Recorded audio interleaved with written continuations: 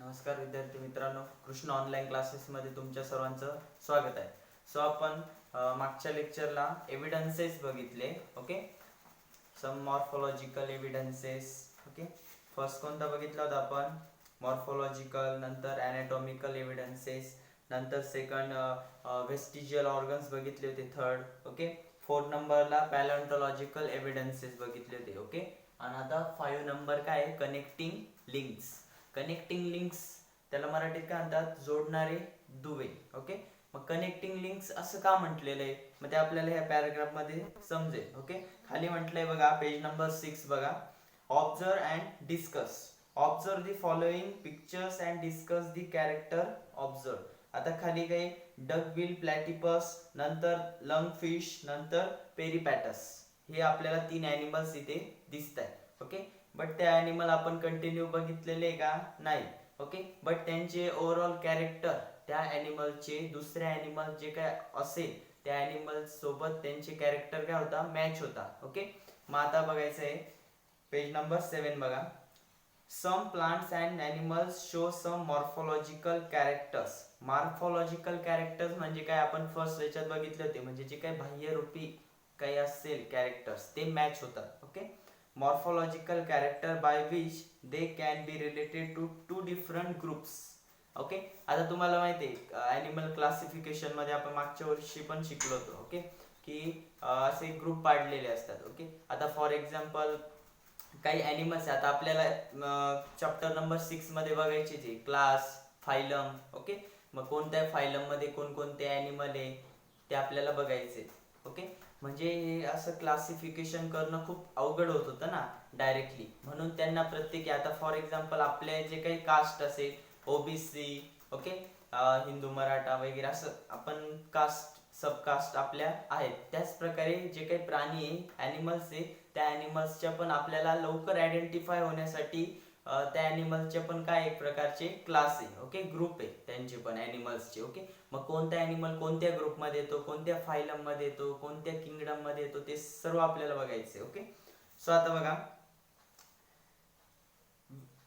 some plants and animals show some morphological character by which they can be related to 2 different groups, hence they are called as connecting links. म्हणजेच त्यालाच काय म्हटलेले? मग connecting links म्हटलेले. म्हणजे काही character हे दुसऱ्या ग्रुपच्या ॲनिमलच्या कॅरेक्टर सोबत काय होतात? मॅच होतात. ओके, म्हणून त्याला काय म्हटलेले? कनेक्टिंग लिंक्स म्हटले. ओके, सो फॉर एक्झाम्पल म्हटले बघा, in Peripatus character like segmented body. आता जो 3rd नंबरचा पेरिपेटस दिसतोय बघा, त्याची बॉडी कशी? अशी segmented body. Okay, for example हा पेरिपेटस आहे आणि त्याची अशी सेगमेंटेड बॉडी. ओके, या बॉडीला काय म्हटलेलं आहे? सेगमेंट. या सेगमेंटेड बॉडी अशी. Okay, segmented body. Thin cuticle. Cuticle म्हणजे एक प्रकारचं त्याचे जे काही नेल असतात बिलो, ते त्या ठिकाणी असं हार्ड स्ट्रक्चर असतं. Okay, and parapodia like organs. Parapodia like म्हणजे कसे? पूर्णपणे मिक्स आपण त्याला म्हणतो. ऑर्गन्स कसे असतात? मिक्स असतात, एकमेकांना अटॅच नसतात. Okay, parapodia like organ are present. Next बघा, similarly these animals show tracheal respiration. म्हणजे ट्रॅकियल रिस्पिरेशन म्हणजे इथे अशी त्यांची काय असते? होल असतात. ह्या होलच्या थ्रू ते काय करतात? रेस्पिरेशन करतात. ट्रॅकियल रिस्पिरेशन होतं त्यांच्यामध्ये. ओके, सो नेक्स्ट बघा, अँड ओपन सर्क्युलेटरी सिस्टीम. त्यांची सर्क्युलेटरी सिस्टीम जी असते ती पण कशी असते? ओपन असते. Okay, similar to arthropods. म्हणजे जे आर्थ्रोपोडास लाईक स्ट्रक्चरचे जे काय ॲनिमल्स आहे, फॉर एक्झाम्पल कॉकरोच असेल. कॉकरोच, कोणते? कॉकरोच. यांची पण बॉडी कशी असते? सेगमेंटेड लाईक बॉडी असते त्यांची पण. Okay, this indicate that Peripatus is connecting link between Annelida and Arthropoda. Okay, म्हणजे हे कोणासारखे असतील? मग कनेक्टिंग लिंक कोणासारखे असतील? जे काय ॲनेलिडा आणि आर्थ्रोपोडा फायलमचे जे काही ॲनिमल्स आहे त्या ॲनिमल्सच्या रिलेटेड दिसत असतील. ओके, कोण?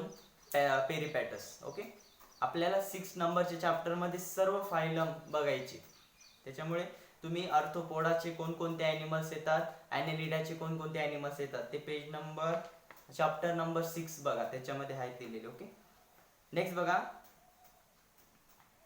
Similarly duck bill प्लॅटिपस. आता डक बिल प्लॅटिपस बघा फर्स्ट नंबरचा पिक्चर आहे बघा.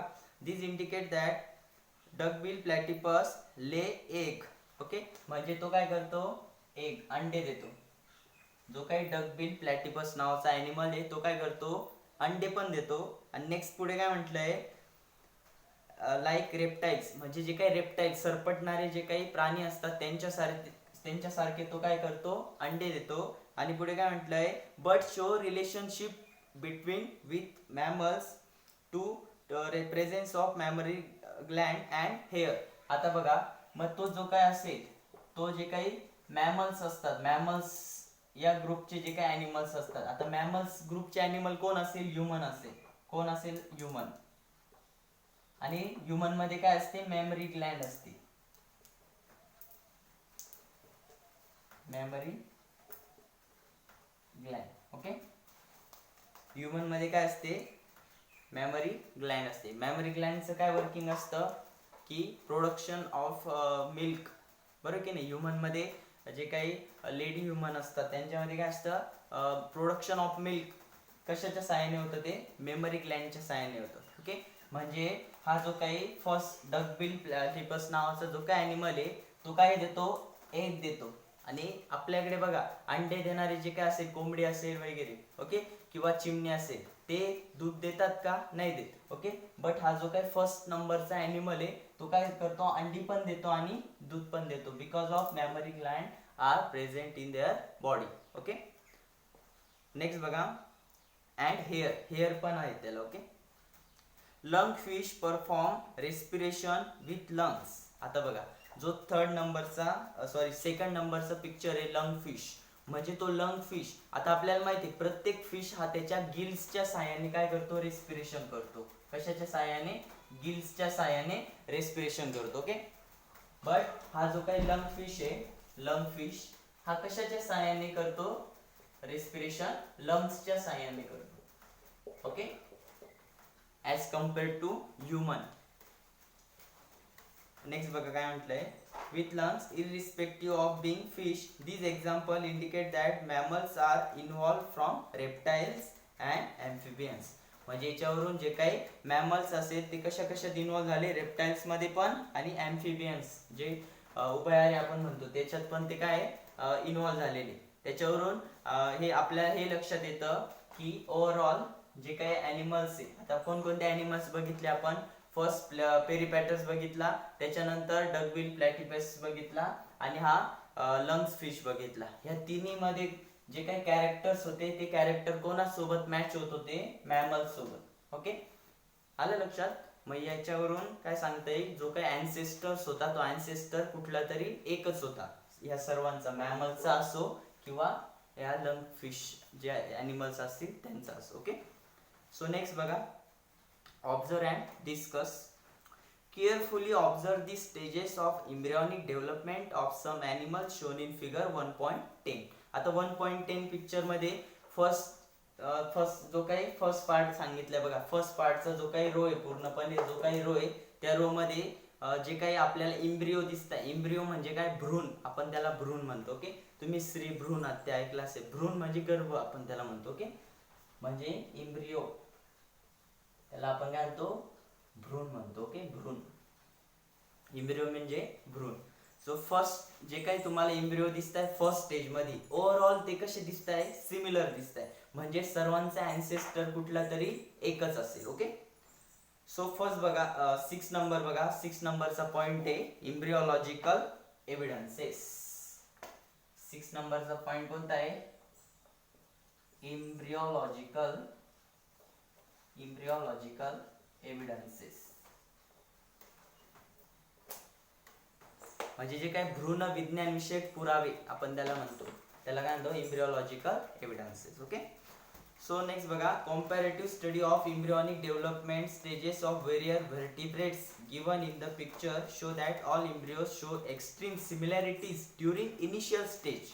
म्हणजे जी काय फर्स्ट स्टेज, इनिशियल स्टेज म्हणजे काय, फर्स्ट स्टेज, त्या फर्स्ट स्टेजला जेवढे पण व्हर्टिब्रेट्स ॲनिमलचे जे काही एम्ब्रिओ दिसत आहे फर्स्ट स्टेजला, ते ओव्हरऑल कसे सिमिलर आहे, एकमेकांशी कसे ते सिमिलर दिसत आहे. Okay, similarity in initial stage indicate that the common origin of this animal. म्हणजे हे जेवढे पण फर्स्ट स्टेजचे जे काही इम्ब्रिओ आहे ते कुठल्या तरी एकाच अँसेस्टर्स पासून, म्हणजे जो काही पूर्वज असेल त्यांचा तो कुठला तरी एकच असेल. आलं लक्षात? ओके. ही होती 6 नंबरची एम्ब्रिओलॉजिकल एव्हिडन्सेस, म्हणजे जे काही भ्रूणविषयक जे काही पुरावे ते सुद्धा त्यांनी मांडले. ओके. त्याच्यानंतर डार्विन थेअरी बघायची आपल्याला, Darwin theory of natural selection. Okay. आता डार्विन थेअरी तो पॉइंट तुम्ही टाकून घ्यायचा डार्विन थेअरीचा. Okay. Darwin theory of natural selection. So त्यात बघा, Charles Darwin had collected innumerable specimens of plant and animals. म्हणजे जो काही डार्विन होता त्यांनी काय केले, असे स्पेसिस तयार केल्या, गोळा केल्या सॉरी. मग त्या गोळा केल्या, त्याच्यानंतर ॲनिमल आणि प्लांट्स दोघांच्या पण. And depending upon the observation of those specimen, आणि त्यांचं काय केलं त्यांनी, ऑब्झर्वेशन केलं. He publish the theory of natural selection which preaches the survival of fittest. म्हणजे त्यांनी जी थेअरी मांडली, थेअरी कोणती, सर्वायवल ऑफ फिटेस्ट, म्हणजे जे सक्षम आहे त्याची थेअरीचं नाव काय होतं, सर्वायवल. म्हणजे त्याचा हे होता, आपण काय म्हणतो त्याला, एम, धैर्य होतं, एम काय होतं, सर्वायवल ऑफ फिटेस्ट. हे त्याच्यातून त्याने मांडलं. सर्वायवल ऑफ फिटेस्ट काय म्हणजे काय होतं, की जे सक्षम आहे, जे जीव सक्षम आहे तेच जीव काय आहे, सर्वाईव्ह, म्हणजे जे स्ट्रॉंग आहे. बरं की नाही. आता बघा, समाजामध्ये आपण जर असं खूप गरीब सारखं वागलो तर लोक आपल्याला काय करतील, त्रास देतील ना, बरं की नाही. त्याच प्रकारे ते जे काही ॲनिमल्स आहे, त्या ॲनिमल्सच्या जे काही स्पेसिस आहे त्या स्पेस, असं फॉर एक्झाम्पल एखादा छोटा ॲनिमल असेल, स्मॉल काहीतरी जीव असेल, अळी असेल, त्या अळीला लगेच कोण खातं, किंवा एखादा सरडा असेल वगैरे, ओके, ते खातात ना, त्यांना पाल असेल, बरं की नाही. किंवा एखादा दुसरा काही ॲनिमल असेल, तो ॲनिमल त्या छोट्या ॲनिमल्सला खातो, परत त्या छोटा ॲनिमल, मोठा ॲनिमल त्या छोट्या ॲनिमलला खातो. एक प्रकारची कशी चेन आहे, बरं की नाही. म्हणजे जे सर्वायवल, जे फिट होते तेच फक्त काय झाले, सर्वाईव्ह झाले, म्हणजे जगले. आणि बाकीचे जे काही होते छोटे छोटे ते ॲनिमल्स, ते काय झाले, त्यांची डेथ झाली. ओके. अशा काही भरपूर स्पेसिसची काय झाली, डेथ झाली. ओके. मग हे कोणी गोळा केले होते, चार्ल्स डार्विन. मग नेक्स्ट बघा, for this purpose Darwin had published a book title origin of species. म्हणजे त्यांनी ओरिजिन ऑफ स्पेसिस नावाचं जे काही बुक आहे ते काय केलं, पब्लिश केलं. कोणतं, ओरिजिन ऑफ स्पेसिस. ओरिजिन म्हणजे जिथून जन्म झाला त्या स्पेसिसचा. ओके, ते origin. While explaining the concept, Darwin says that all the organism reproduce prolifically. Okay. म्हणजे जे काही स्पेसिस आहे ते स्पेसिसचं एकाच वेळी काय झालं, रिप्रोडक्शन झालं. Then all the organisms compete with each other. म्हणजे कॉम्पिटिशन झालं. जे काही प्रत्येक ऑर्गॅनिझम्स होते, प्रत्येक ऑर्गॅनिझमचं कॉम्पिटिशन झालं. कशामुळे, जगण्यामुळे. फॉर एक्झाम्पल, आता ह्या मिनिटाला जर जगातलं सर्व फूड, खाण्याचं फूड ते जर संपलं तर लोकांमध्ये कॉम्पिटिशन लागेल ना, हे काही पण खातील, हे खातील, ते खातील, बरं की नाही. म्हणजे एखाद्याचा प्राणी असेल, तो प्राणी सुद्धा खायला चुकणार नाही, लोक कॉम्पिटिशन लागेल एकमेकांमध्ये. मग त्याच प्रकारे पुढे बघा आता, in this competition only those organism sustain which show the modification essential for winning the competition.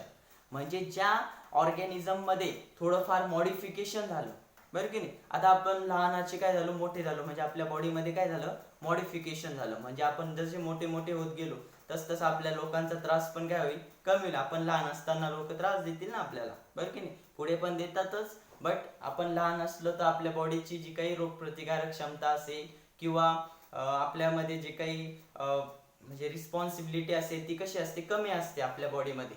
आणि जसं आपण मॉडिफिकेशन आपलं होत जातं तसं रोगप्रतिकारक क्षमता पण कशी होते, वाढत जाते. ओके. नेक्स्ट बघा, however besides this natural selection also plays important role because nature select only those organisms which are fit to live and the rest perish.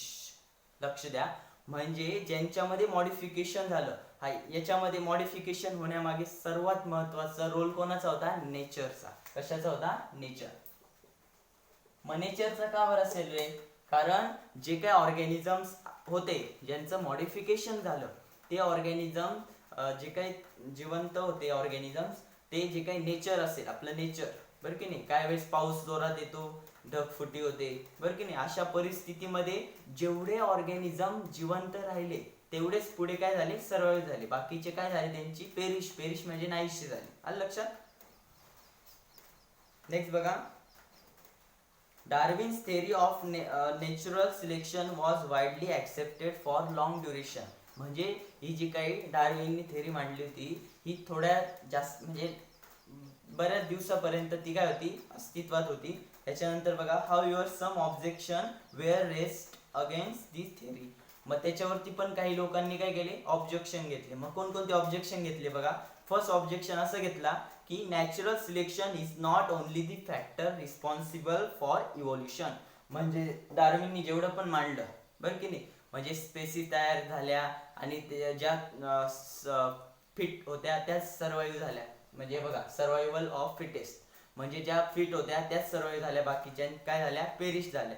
पण याच्यामध्ये त्यांनी काय सांगितलंय, फर्स्ट काय ऑब्जेक्शन घेतलंय, नॅचरल सिलेक्शन म्हणजे जे निसर्गाने सिलेक्ट केलेले, बघा, नेचरली सिलेक्ट झालेले जे काही ऑर्गॅनिझम्स आहे तेच ऑर्गॅनिझम इव्होल्युशन साठी रिस्पॉन्सिबल नाही, असं ऑब्जेक्शन, फर्स्ट ऑब्जेक्शन झालं. सेकंड बघा, Darwin did not mention any explanation about useful and useless modification.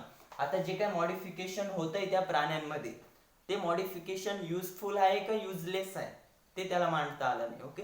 Third काय होतं अजून, there is no explanation about slow changes and abrupt changes. म्हणजे जे काही ऑर्गॅनिझम मध्ये मॉडिफिकेशन होतंय ते स्लो होतंय का फास्ट होतंय ते सुद्धा त्याला मांडता आलं नाही. त्याच्यामुळे ती त्याची जी काही थेअरी होती ती थेअरी काय झाली, कॅन्सल झाली. ओके. म्हणजे ती एक प्रकारची, पुढे काय म्हटलंय, irrespective of all these objection Darwin's work on evolution has been a milestone. म्हणजे एक प्रकारचा तो एक मैलाचा दगड झाला. म्हणजे ती थेअरी कशी झाली, फोल ठरली. ओके. नेक्स्ट बघा, समजलं डार्विननी कोणती थेअरी मांडली, कोणती होती त्याची, survival of fittest. Survival of fittest म्हणजे ते ॲनिमल की ज्यांचे जे काही रोगप्रतिकारक क्षमता आपण ज्याला म्हणतो, ओके, समाजामध्ये जगण्याची, किंवा नॅचरली सिलेक्ट झालेल्या ज्या काही ऑर्गॅनिझम्स आहे तेच ऑर्गॅनिझम्स फक्त काय झाले, जिवंत राहिले, बाकीचे सर्व ऑर्गॅनिझम्स काय झाले, त्यांची डेथ झाली. ओके. आणि त्या सर्व ऑर्गॅनिझम्स मध्ये काय लागली होती, कॉम्पिटिशन लागली होती. कशासाठी, जगण्यासाठी. ओके. असं डार्विनचं म्हणणं होतं. आलं लक्षात. त्याच्यानंतर पुढचा पॉइंट आहे लॅमार्किझम. नेक्स्ट थेअरी काय आहे, लॅमार्किझम. ओके. लॅमार्क नावाचा जो सायंटिस्ट होता त्यांनी थेअरी मांडली बघा. Jean Baptiste Lamarck proposed that morphological changes occurring in living organisms are responsible for evolution. आता लॅमार्कने काय सांगितलंय, लॅमार्क proposed that morphological changes म्हणजे काय, शरीराचे जे काही बॉडीचे पार्ट आहे त्या पार्ट मध्ये काय होता, चेंजेस होता, occurring in living organisms are responsible for evolution and the reason behind these morphological changes is activities or laziness. मग हे मॉर्फोलॉजिकल चेंजेस कशावरून आहे, हे बघा, लॅमार्कनी काय सांगितलं, जे काही मॉर्फोलॉजिकल चेंजेस आहे, हे जे काही मॉर्फोलॉजिकल चेंजेस आहे हे कशावरती डिपेंड होते, लॅझिनेस. कशावरती, लॅझिनेस वरती डिपेंड होते. आणि लॅझिनेस अँड ऍक्टिव्हिटी. ओके. आता लॅमार्कने काय मांडलं की जे काही मॉर्फोलॉजिकल चेंजेस, हे मॉर्फोलॉजिकल चेंजेस कशावरती डिपेंड होते, लॅझिनेस आणि ऍक्टिव्हिटी. म्हणजे जो ऑर्गॅनिझम काहीतरी ऍक्टिव्हिटी करत असेल तर तोच ऑर्गॅनिझमचा जो काही पार्ट असेल बॉडीचा, तो पार्ट काय असेल, पुढच्या पिढीला असेल. ओके. आणि जर ऍक्टिव्हिटी नसेल त्या पार्टची, किंवा लॅझिनेस म्हणजे आळसपणा केला असेल त्या ऑर्गॅनिझम्सने, तर त्याच्या पुढच्या पिढ्यांना तो पार्ट काय होऊन जातो, नाहीसा होऊन जातो, म्हणजे कॅन्सल होऊन जातो. फॉर एक्झाम्पल, मी तुम्हाला पहिल्या लेक्चरला सांगितलं होतं की जो काही पूर्वीचा मानव म्हणजे एक प्रकारचं माकड होतं ना, त्या माकडाला शेपूट होते, बरं की नाही. मग ती हळूहळू कालांतराने काय झाली, नाहीशी झाली. आता आपल्याला आहे का, टेल बोन आहे, बट टेल आहे का? नाही, कारण त्या टेलचा आपण काही यूज केलेला नाही. मग अशाच पद्धतीने आपले आता प्रेझेंट असलेले व्हेस्टिजियल ऑर्गन आहे ते पुढच्या पिढ्यांना काय येतील? नाहीसे झालेले असतील. फॉर एक्झाम्पल व्हेस्टिजियल ऑर्गन जे असतील आपली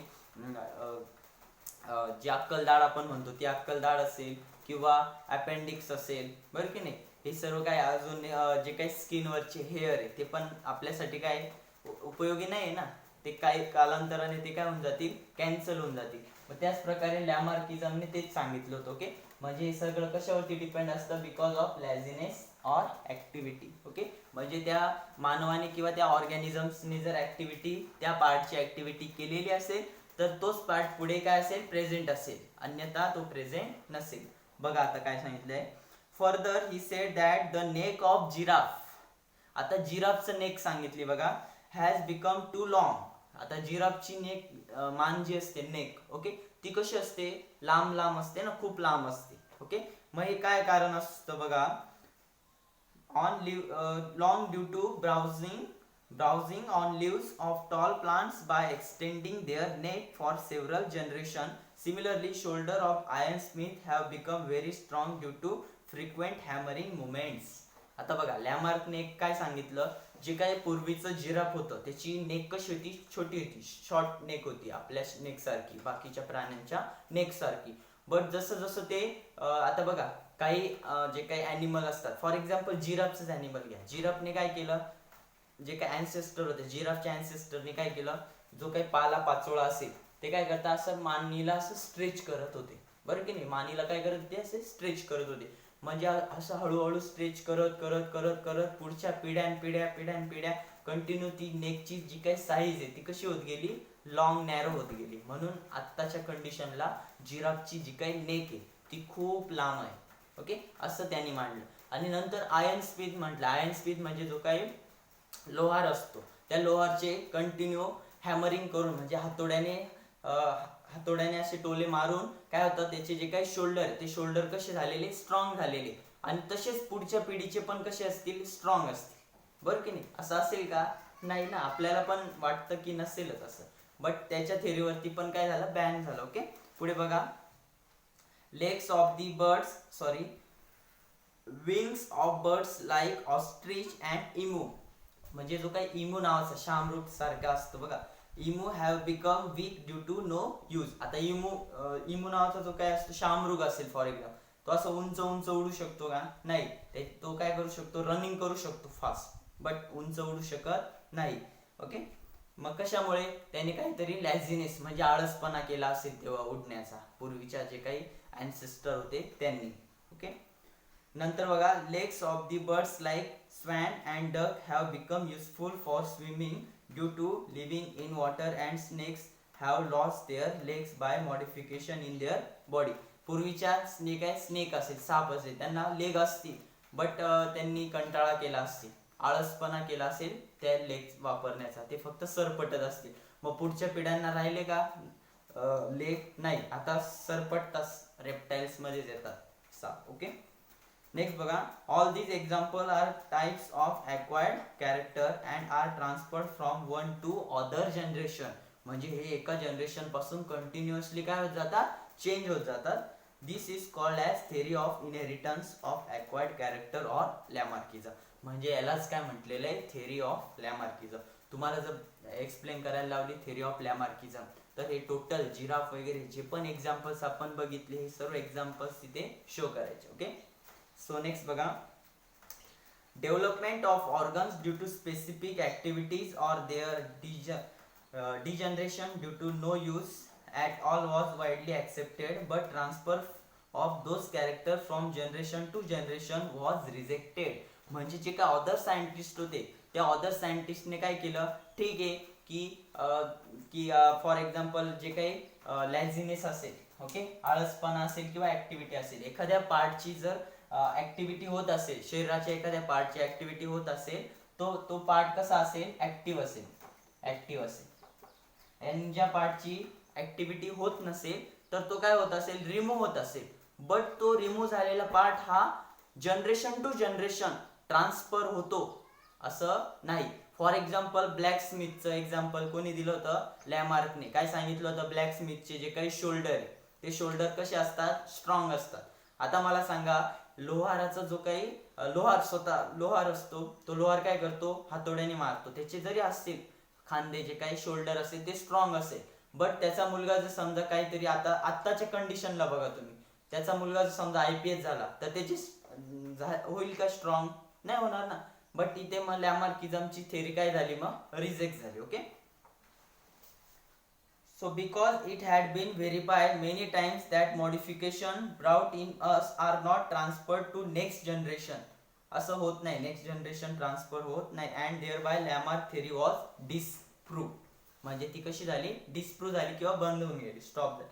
The living organisms can transfer the character which it has acquired to the next generation. This is called as ancestry of acquired character. म्हणजे एखाद्या जनरेशनने एखादं कॅरेक्टर जर ऍक्टिव्ह केलेलं असेल, संपादित केलं असेल, आणि ते कंटिन्युअसली पुढच्या पिढीला तो काय करत असेल? सेंड करत असेल, तर त्या प्रोसेसला काय म्हटलंय? This is called as ancestry of acquired character. Acquired character म्हणजे संपादित केलेले काहीतरी कॅरेक्टर असेल ते. ओके, समजलं असेल सर्वांना. मागच्या लेक्चरला आपण काय काय बघितलं?